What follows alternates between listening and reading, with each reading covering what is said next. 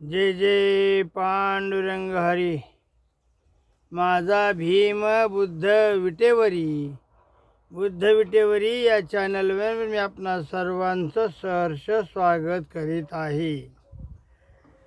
परळीचे आमचे बंधू वैभव यादव यांनी जो मला प्रश्न विचारला होता त्याच्यावर मी उत्तर द्यावं की न द्यावं, कारण लोकांचे अनेक गैरसमज आपल्या केवळ अज्ञानपणामुळे होत असतात आणि मग त्याचं कुठंतरी भांडवल होऊन वेगळीच त्याला कलाटणी मिळाली जाते. म्हणून वैभव यादव परळी यांना मी विनंतीपूर्वक सांगितलं की तुम्ही विचारलेल्या प्रश्नांचं उत्तर देईन, परंतु काही लोक असे म्हणतील, काही लोक म्हणतील आमच्या भावना दुखवल्या वगैरे वगैरे वगैरे. प्रश्न कुठला होता त्यांचा, तर महायानी बौद्धांची पूजा विधी कसली असे. महायानी बौद्धांची पूजा विधी काय आहे किंवा कशी केली जाते. प्रामुख्यानं बाबा मी अगोदर सांगतो, इथं मी कुठल्याही यानामध्ये बसलेलो नाही. कुठलेही यानाच्या संदर्भामध्ये आस्था अभिलाषा वगैरे आहे असं नाही. कारण काय तर बौद्ध धर्मामध्ये अनेक जे उपविभाग पडले गेलेले आहेत, त्या उपविभागांना परमपूज्य बोधिसत्व डॉक्टर बाबासाहेब आंबेडकर यांनी नकार दिलेला आहे. 14 ऑक्टोंबर 1956 पासून जे बुद्धिस्ट झाले, बौद्ध झाले, जे महार होते ते बौद्ध झालेले आहेत, त्यांना मग हल्ली एक शब्द आलेला आहे, नवयानी म्हणा किंवा भीमयानी म्हणा.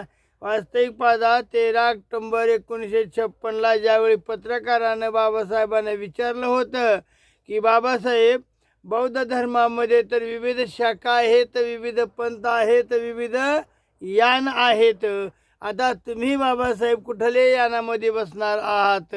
त्यावेळी बाबासाहेबांनी सांगितलं की बाबा रे, पूर्वाश्रमीचा कुठल्याही यानाचा आणि माझ्या बौद्ध संप्रदायाचा किंवा माझ्या बौद्ध स्वीकारण्याचा अर्थार्थी काही संबंध नाही. वास्तविक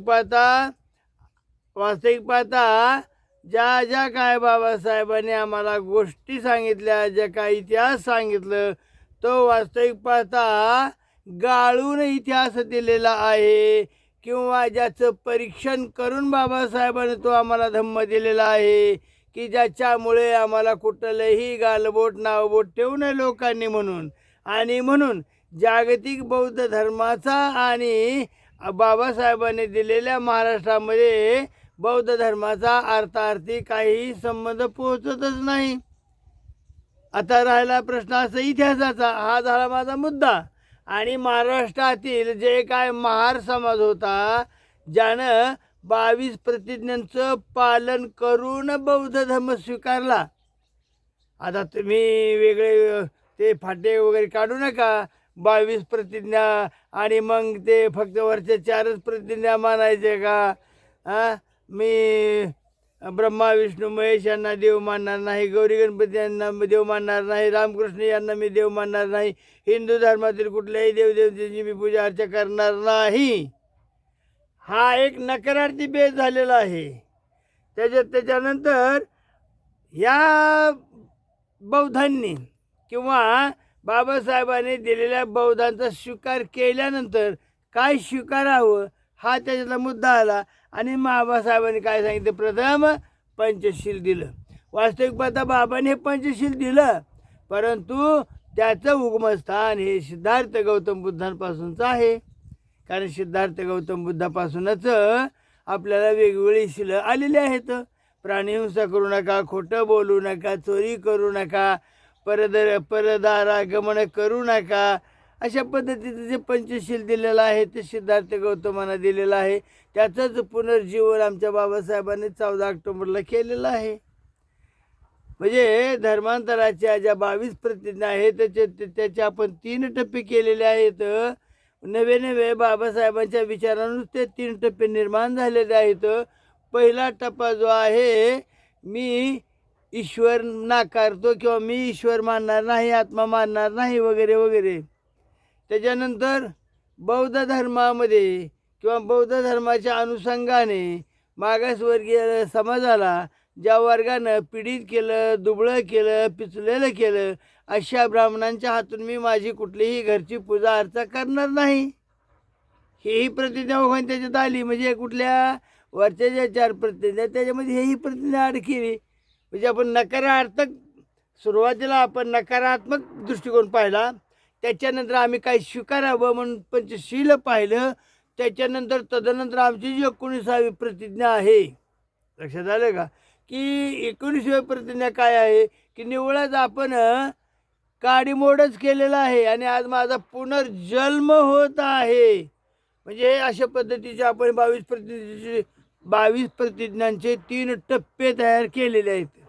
आता या माझ्या मुलांचा प्रश्न काय वैभवचा, वैभव यादव परळी पॉलिटेक्निकलला हा इंजिनियर आहे, पॉलिटिकल इंजिनियर आहे पुण्याला, आणि याचे वडील MSCBमध्ये आहेत, सध्याही आहेत. आता आम्ही रिटायर्ड होऊन झाले, आम्हाला 17 वर्ष संपलं.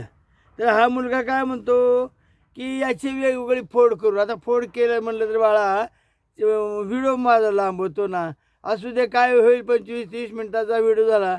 मी घाबरत नाही कशासाठी की माझ्या व्हिडिओला लाईक मिळत नाहीत म्हणून. असं ज्याची मर्जी असेल तो मला लाईक देईल, तो मला कमेंट करील, किंवा तो माझ्या विचाराशी संमत असलं तर तसंही तो आभार व्यक्त करेल, जय भीम वगैरे म्हणेल. पण निव्वळ जर विरोधाची भूमिका जरी असेल तरी मला चालेल.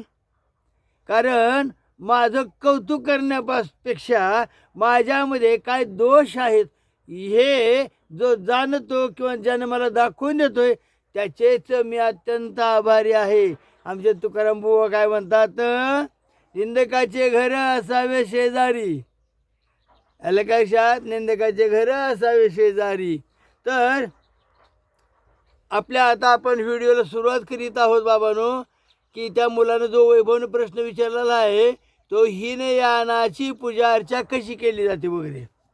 सुरुवातीला मी सांगतो अगोदर, सुरुवातीला जो बौद्ध धर्माच्या 2 पंथ निर्माण झाले, बौद्ध धर्माचे 2 पंथ निर्माण झाले, एक स्थविरयान झाला, दुसरा महायान झाला. आलं का लक्षात. पण हे कधी झालं, हे झालं सम्राट अशोकाच्या काळामध्ये निव्वळच फारकत झालेली आहे. आणि हे याचा जर तुम्हाला रेफरन्स पाहिजे असेल तर दीपवंश वाचा, महावंश वाचा. कारण काय की तुम्ही बौद्ध धर्माचे साहित्य वाचित नाहीत. आधुनिक जे लेखक आहेत त्या लेखकाने काय केलेलं आहे, आपल्या अंगच बौद्धामध्ये बौद्ध धर्माच्या नावाखाली घुसडून तुमच्या विचारांची घालमेल केलेली आहे.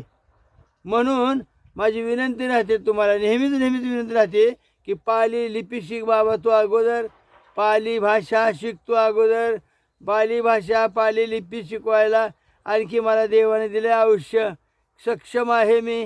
अजूनही मी तुम्हाला पाली लिपी शिकवू शकतो, पाली व्याकरणासहित पाली भाषा शिकवू शकतो. फक्त मला तर उभं राहता येत नाही, एवढं प्रचंड माझं हेच आहे फक्त.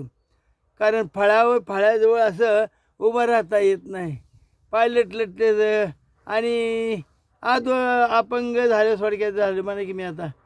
हो बरं, असू द्या, ते आपलं रोजचंच आहे. तर तुम्ही जर पाहिलं की श्रीलंकेचा जर विचार केला की श्रीलंकेचा जर विचार जर तुम्ही केला तर ते लोक स्थविरियाने आहेत.